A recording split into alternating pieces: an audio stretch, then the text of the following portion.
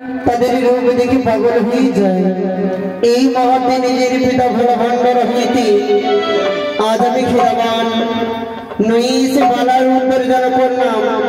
নিকে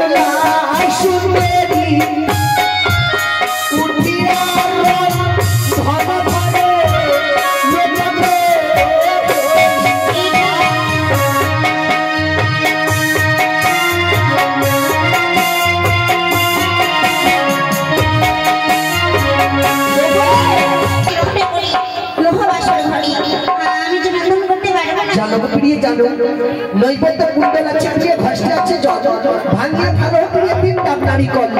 ওই যে তোমার আগুন পাটির শাড়িতে রয়েছে আমি বলি শিব সুচিত তবে তোর হস্তের ভজন উচিত স্ত্রী যে সময়